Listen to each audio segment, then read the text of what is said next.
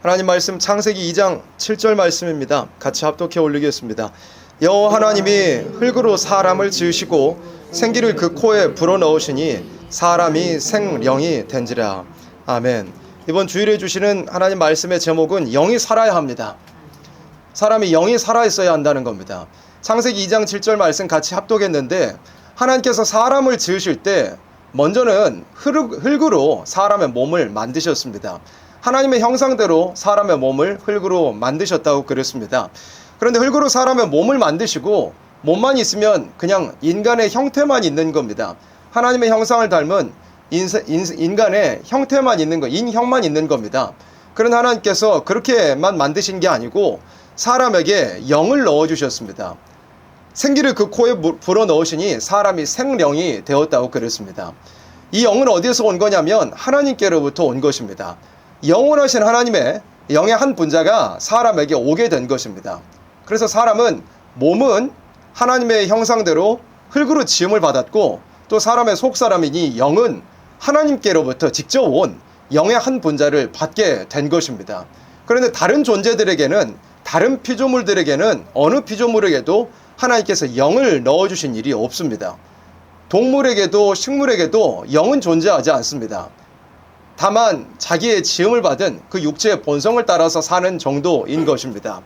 사람에게는 몸도 있고 영도 있습니다. 물론 이 사람이 어떤 도구를 사용하는 데 필요한 혼의 작용, 정신의 작용도 있습니다. 사람에게는 그렇게 몸과 혼과 영, 이렇게 세 가지 요소가 있는데, 이 세 가지 요소가 함께 어우러지고 각자의 기능을 제대로 발휘해야만 그게 사람다운 사람이고 인생다운 인생인 것입니다. 그런데 사람이, 이 다른 피조물들과의 차이는 영이라고 그랬는데, 사람이 영의 활동을 하지 않으면 짐승하고 똑같은 것입니다. 사람이 영의 활동이 없다면 짐승하고 똑같은 것입니다. 그러면 사람이 영이라는 것은 어떤 활동을 하기 위해 하나님께로부터 받게 되었느냐면 영으로서 하나님과 교통하는 것입니다. 영은 하나님께 예배드리고 하나님께 기도드리고 하나님께 찬양하고 하나님과 친밀한 교제를 하는 그런 인간에게 허락하여 주신 한 요소인 것입니다. 그래서 영의 활동, 즉 하나님과 영적으로 교통하는, 하나님과 교통하는 것이 없이 영의 활동이 없는 사람이라면, 영의 생명력이 없는 사람이라면 짐승이나 다름이 없는 것입니다.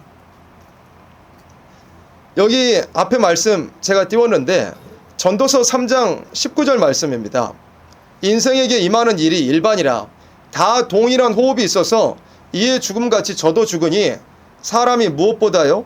짐승보다 뛰어남이 없음은 모든 것이 헛됨이로다 그랬습니다. 전도서 3장 19절 이 말씀에서는 사람이나 짐승이나 무슨 차이냐고 이야기하는 겁니다. 사람이나 짐승이나 차이가 없습니다. 다만 그 사람의 영의 활동력이 없다면은요. 사람이 영으로서 하나님과 교통하는 그 영의 활동이 없다면 짐승이나 사람이나 다르지 않다 이것입니다. 짐승은 무엇을 위해 삽니까? 육안을 가지고서 먹을 것만을 위해서 삽니다. 육체의 본성만을 위하여서 사는 것이 짐승입니다. 그런데 사람이 영으로서 활동하지 아니하면, 영이 살아있지 아니하면 사람도 마찬가지로 육안으로 보이는 것만 따라갈 수밖에 없게 됩니다. 짐승하고 똑같은 삶을 살게 되는 거죠. 우리의 영은 보이지 않으시는 영이신, 그러니까 육안으로 보이지 않으시는 하나님과 우리의 보이지 않는 영이 함께 교통해야 되고, 또 보이지 않는 하나님께서 내려주실 하늘의 신령한 것으로 받기를 사모하는 것이, 그게 우리의 영이 가져야 할 활동인 것입니다. 그런데 그 영의 활동이 없다면 눈에 보이는 것만, 보이지 않는 것은 보이지 않으니까 그저 몸이 가지고 있는 육안으로서 보이는 것만 쫓아가고 따라가게 되는 것입니다. 그것은 누구의 삶이냐면 짐승의 삶인 것입니다. 짐승의 삶이 무슨 의미가 있겠습니까? 그냥 먹을 것만 따라서 살다가, 육체의 본성만을 위해서 살다가 죽어서 흙으로 돌아가 버리는 것이 짐승인 것입니다. 그런데 사람은 그렇게 짐승과 똑같은 삶을 살다가 똑같이 죽는 것은 짐승과 똑같이 죽는데, 사실 짐승보다 더 못한 결말을 맞이하게 되겠죠. 그 후에는 반드시 심판이 있으리라고 말씀했으니까요. 짐승같이 살다가는 그 후에는 반드시 심판이 있는 것입니다. 죽는 것은 똑같이 짐승처럼 다름없이 죽는 것 같이 보이더라도 그 결말이 짐승보다 더 못하게 된다는 그런 뜻입니다. 그래서 우리는 영이 살아있어야 됩니다. 그래야만 사람다운 사람인 것입니다. 우리는 누구도 짐승이 아닙니다. 우리에게 영을 주셔서 하늘의 신령한 것을 사모하도록, 또 하나님과 함께 항상 교통하도록, 하나님께 예배드리는 삶을 살도록 우리는 그런 사람으로서 지음을 받은 것입니다. 그런데 이 영의 활동을 방해하는 존재가 하나 있습니다. 하나님께서 마귀를 지으셨습니다. 마귀를 지어가지고 가장 간교하게 지으셨다 그랬잖아요. 창세기 3장에 보면 하나님이 지으신 들짐승 중에 뱀이 가장 간교하다라 그랬습니다. 하나님께서 뱀을, 마귀를 지으셨는데 마귀에게 어떤 역할을 맡기셨느냐면 그 영의 활동을 방해하도록, 또 영의 활동을 마비시켜서 사람을 짐승화하도록 그런 역할을 하라고 마귀를 지으신 것입니다. 다만 우리가 알아야 하는 것은 하나님께서 사람을 괴롭히려고 마귀를 지으신 것이 아니라, 사람을 고통스럽게 하려고 마귀를 지으신 것이 아니라, 다만 사람으로 하여금 그 마귀의 회방이 있더라도 그걸 이기고서 우리의 영이 더 향상 발전 진보하여 하나님께로부터 더 크고 완전한 것을 받으라는 목적인 것을 우리가 항상 잊지 말아야 할 겁니다. 그래서 사람은 마귀를 두려워할 것도 없고 마귀는 싸워 이겨야 될 존재일 것뿐입니다. 그런데 어쨌든 마귀는 자기의 맡은 사명대로 사람의 영의 활동을 마비시키고 영의 활동을 방해하고 그 대신에 사람을 짐승화시키는 역할을 합니다. 계시록 13장 2절 말씀에 보면 내가 본 짐승은 표범과 비슷하고 그 발은 곰에 발 같고 그 입은 사자의 입 같은데, 누가요? 용이 그랬습니다. 이 용은 옛 뱀, 곧 마귀요 사단이라고 그랬습니다. 마귀 사단입니다. 마귀 사단은 사람의 영의 활동을 방해한다고 그랬습니다. 사람을 짐승화시킨다고 그랬습니다. 에덴 동산에서부터 그랬습니다. 에덴 동산에서 하나님께서 사람에게 너희는 선악과를 먹지 말라는 말씀을 주셨습니다. 그런데 뱀이, 마귀가 사람을 미혹할 때는 눈앞에 보이는 그 선악과가 굉장히 아름다워 보이고 보암직하고 탐스럽게 그런 죄악이 사람의 눈에 떠지도록 그렇게 사람을 미혹했던 겁니다. 에덴 동산에서부터 마귀는 선악과를 사람이 볼 때 육신의 눈으로 보게 만든 것입니다. 보이지 않는 하나님의 그 무서운 말씀, 그리고 소망의 약속의 말씀은 다 잊어버린 채 육신의 눈에 보이는 것을 쫓아가도록 에덴 동산에서부터 마귀는 미혹했던 겁니다. 그 마귀의 역할은, 마귀의 자기의 맡은 사명은 뭐냐면 눈에 보이는 것을 쫓아가게 만들어서 신령한 것을 사모하지 않게 만들고 그렇게 사람을 짐승화시키는 것입니다. 그런데 용이 자기의 능력과 보호자와 큰 권세를 그에게 주었다라고 말씀했는데, 여기서 용이 누구에게 자기의 능력과 보호자와 큰 권세를 주었냐면 짐승에게 주었다고 그랬습니다. 요한계시록에 보면 짐승이 등장합니다. 그런데 용이 짐승을 사용한다고 그랬습니다. 이건 이제 마지막 때에 이루어질 계시록 13장의 말씀인데, 마지막 때는 용이 짐승을 이용해가지고 후 3년 반이라는 기간 동안에 온 세상을 다 통치하게 하는 일이 있는 겁니다. 짐승은 뭐냐면 다니엘 7장 23절에 있는 것처럼 짐승은 곧 나라라고 성경 본문에 이렇게 해석을 해 주었습니다. 짐승은 세상의 나라입니다. 그러니까 이 말씀들을 종합하자면 용은 사람이 눈에 보이는 것을 쫓아가게 만들고 영의 활동을 마비시키고 방해하고 그 대신에 사람을 짐승화시키고자 합니다.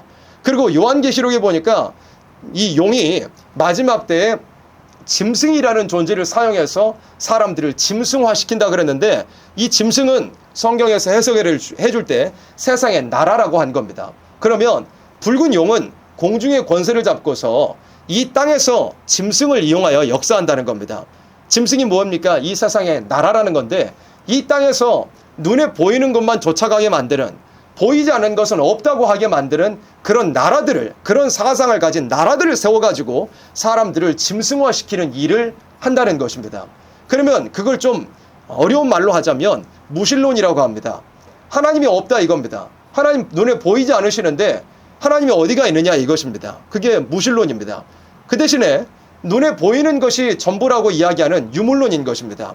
오직 유, 물질, 물, 눈에 보이는 물질적인 것이 다 전부라 이것입니다. 그 외에 눈에 보이지 않는 어떤 영적 활동, 영적 세계, 신령한 것, 하나님, 그런 것들은 다 없다. 눈에 보이는 물질적인 것이 전부이다 라고 이야기하는 것이 바로 유물론입니다. 그러면 마귀의 사상은 무신론, 유물론인 겁니다.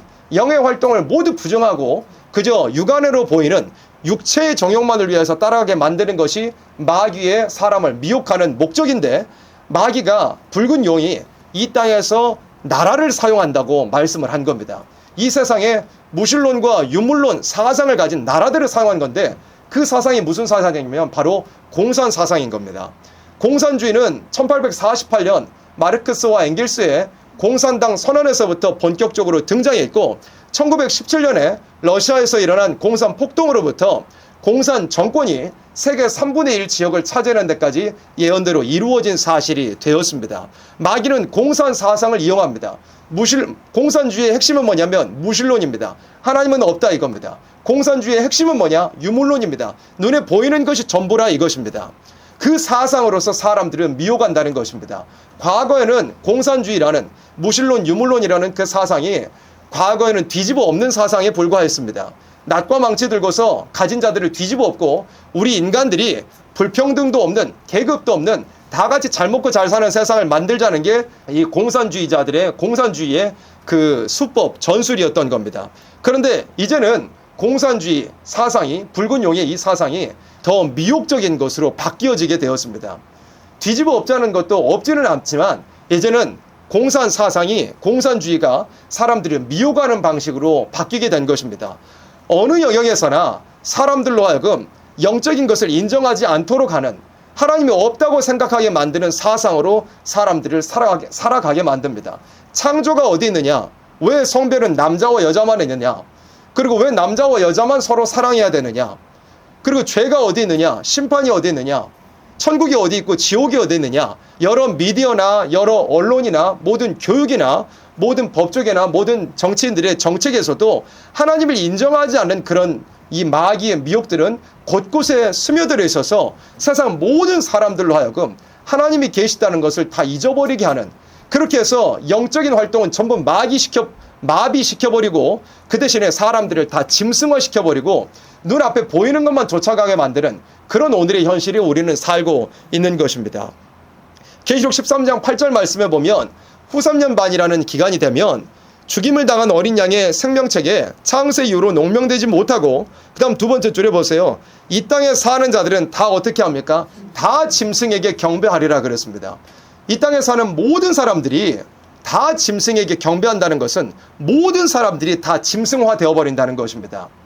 붉은 용이 이 땅에서 짐승의 정권, 그러니까 유물론, 무신론 사상을 가진 정권을 사용해서 모든 사람들은 미혹화돼 영의 활동을 마비시키고 다 짐승화 시켜버렸는데, 마지막 후 3년 만이라는 기간이 되면 그때 세상의 모든 사람들이 다 짐승 앞에 경배하는, 그 유물론, 무신론 사상이 모두가 동조하고 동참하고 찬성하는 그런 세상이, 짐승화된 세상이 앞으로 오게 된다는 것입니다.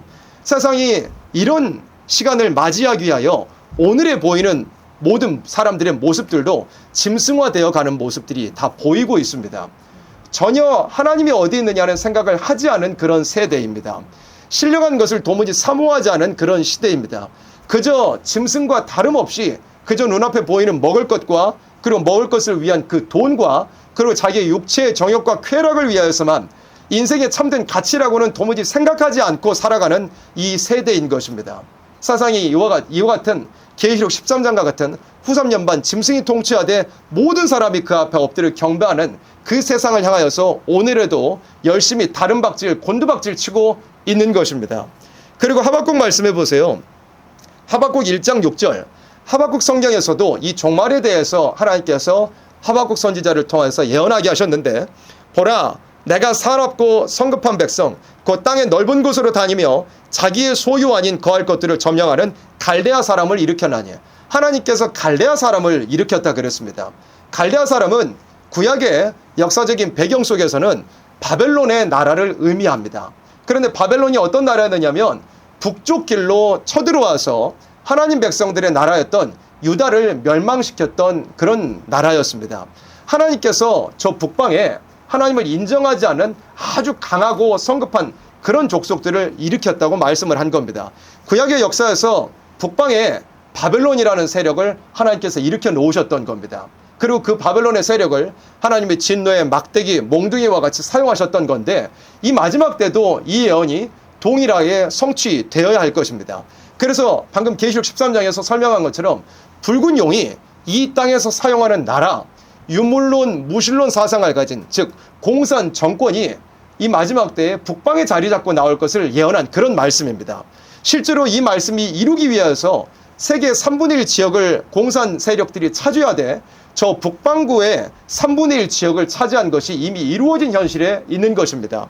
그런데 하박국 1장 14절로 15절 말씀에 보면 주께서 어찌하여 사람으로 바다의 어족 같게 하시며 주권자 없는 곤충 같게 하시나이까 그랬습니다. 하박국 선지자가 묵시를 보면서 사람들의 모든 모습을 보니까 사람들이 바다의 어족 같다는 것입니다.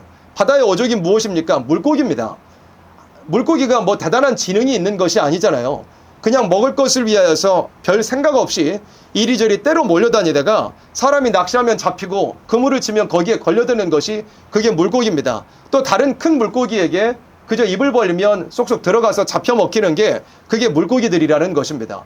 그런데 사람이 바다의 어족 같다는 것입니다. 도무지 생각이나 영적인 활동이 아무것도 없이 그저 먹을 것을 위해서 때로 몰려다니다가 결국에는 잡혀 먹게 될 그런 물고기 같은 모습들이 사람들에게서 보이게 된다는 것입니다. 그리고 주권자 없는 곤충이라고 그랬습니다. 곤충도 마찬가지죠. 뭐 메뚜기나 황충이나 느시나 이런 곤충들을 보면 아무 지능이나 이런 것이 없이 그냥 때로 먹이만을 찾아서 몰려다니는 것입니다. 그게 곤충인 건데 사람들의 모습이 곤충같이 된다는 걸 하박국 선지자는 이렇게 보았던 것입니다. 그가 그랬습니다. 그가 누구냐면 바로 하나님께서 세우신 저 북방의 공산 세력을 의미한 건데 그가 낚시로 모두 취하며 그물로 잡으며 촉망으로 모으고 인하여 기뻐하고 즐거워하여 그랬습니다. 무슨 뜻이냐? 하나님께서 허락하여서 일어난 이 마귀가 사용한 이 땅의 무신론, 유물론 정권이 사람들을 낚시로 다 취한다는 겁니다. 그물로 사람들을 다 끌어잡는다는 것입니다. 초망으로 모은다는 것입니다. 무슨 뜻입니까?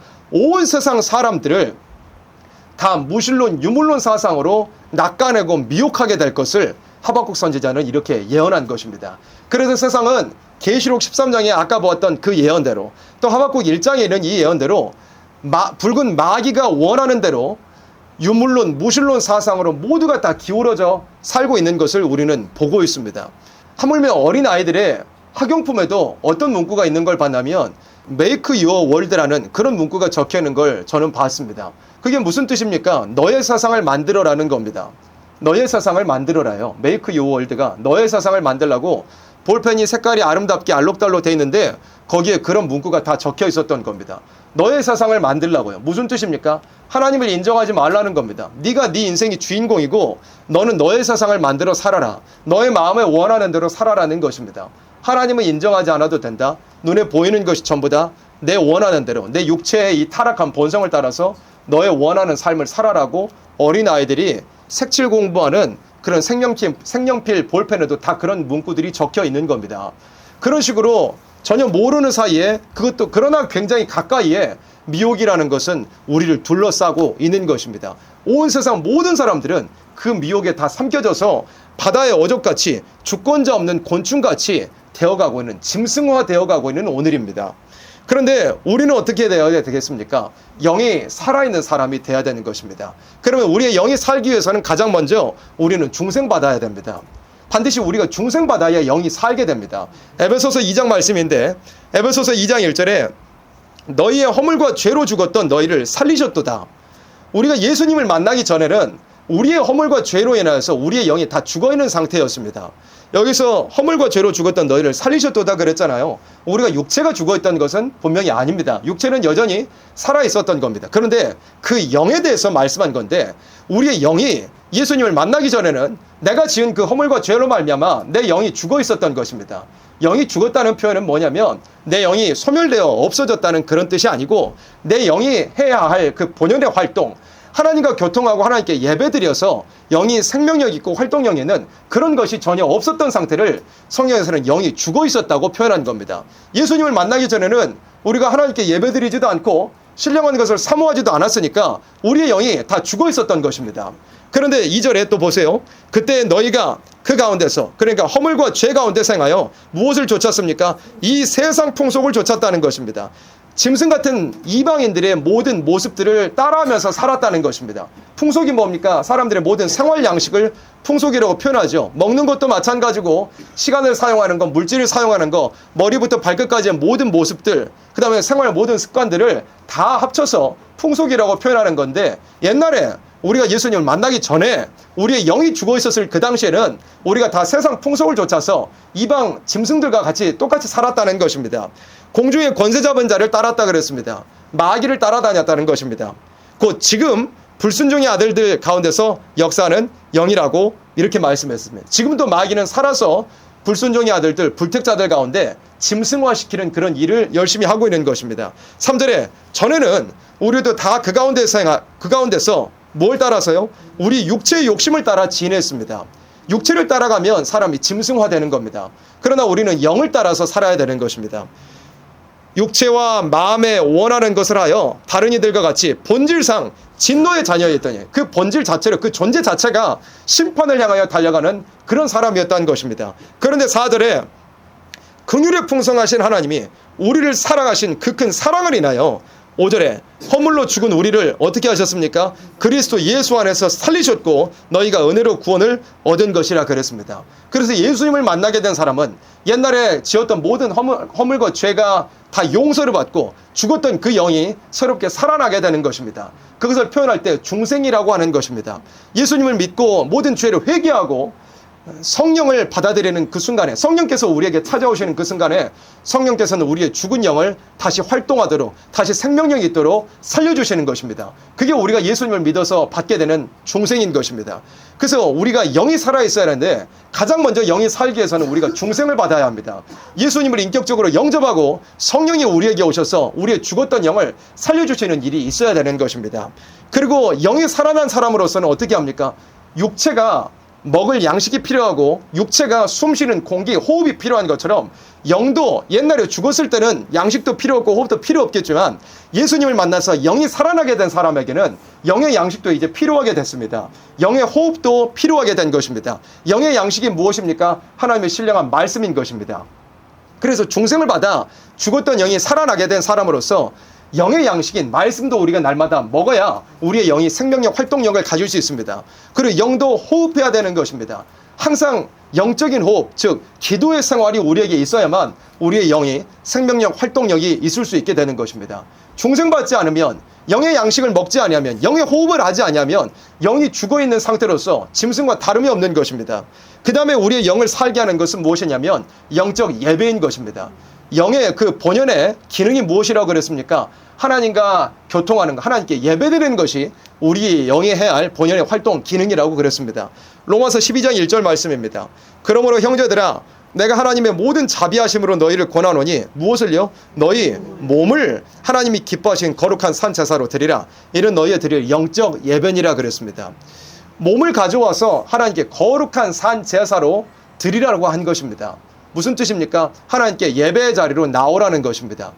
그런데 이것이 영적 예배라고 그랬습니다. 몸을 가져오는 것이 하나님께 드리는 영적 예배라고 그랬습니다. 왜 그렇습니까? 내 몸이 내 원하는 대로 마음대로 내버려두면 나는 육의 사람인 겁니다.